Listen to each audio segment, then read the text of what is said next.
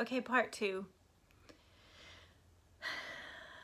The thing that has occurred to me today, because now I'm in my house left to my own devices to just sit and think and work and create and contemplate.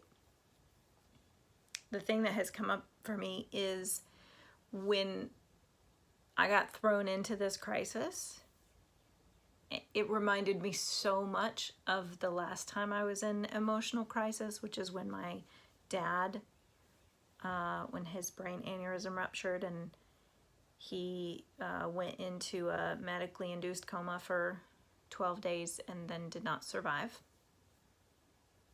That was emotional crisis.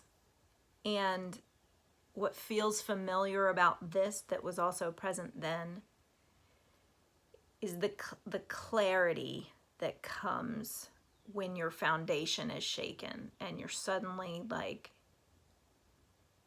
trying to hold on to stability. Like I'm like what I pictured is like the ground underneath me shook and I had to get down on all fours to have 4 points of contact on the earth so that I kept my stability. Which is on my hands and knees, which is in a submission prayer position of this is bigger than me. And so what comes into clarity when you get thrown into emotional crisis like this is I suddenly intuitively know, I can feel in my bones where I am safe and where I am not safe. And I mean safe to be emotionally vulnerable. So we're all now in, many of us are in either self-quarantine or medical quarantine or shelter in place, community quarantine. And we're spending a lot more time at home. And even in my own house, I can walk around and register this place, this area feels safe, this area does not feel safe. Like it's just some clarity that I don't normally have. I'm usually too busy to notice. Now I'm not too busy to notice. Now I need a place to be emotionally vulnerable that is safe. And so my question, since you're here, is do you have safe places? To be honest, to be emotionally vulnerable, to be messy, to be imperfect. What feels true for me is when I don't have a place to be safe, like a safe container in which to get messy and ugly, then I don't get that pressure release and I end up trying to be overly perfect everywhere all the time.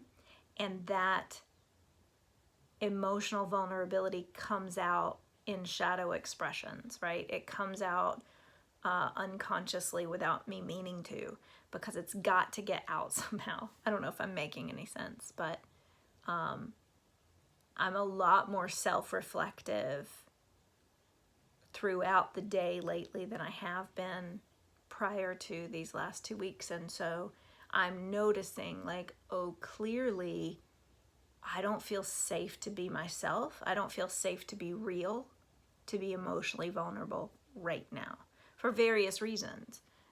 I have for example, my son, when I'm with him, I'm the safe container for him. So while I try to be as open and honest and authentic with him as possible, I'm still his mother, and my job is to hold the safe container so that he can be messy and imperfect and I can love him through that. So what comes up is like, then I turn and look and go, where are my safe containers where I can go and be messy? And I'm gonna go visit those safe containers 3-4 times a day. Where are those places? Sometimes for me, practicing Qigong has been a beautiful place where I can really be messy and imperfect. And it really takes the pressure off. It puts me out of my head and into my body, and I can feel the energy moving. And it's like a massage. That's one place that is a safe space for me. But might not be a safe space to do that in my front yard. That's not safe for me to be emotionally vulnerable. So that's all just tuning into and noticing, do I have safe spaces? Because right now is a really easy time to spot them. It's really easy to identify when I feel safe and when I don't, for me. Where are those spaces, and am I visiting those spaces 3 to 4 times a day right now as needed?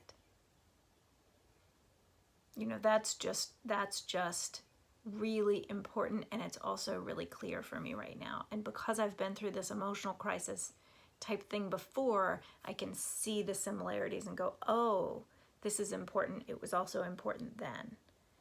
I know it's what helped save me then. I know it's what's going to help save me now. Keep practicing the spiritual practices that work for you.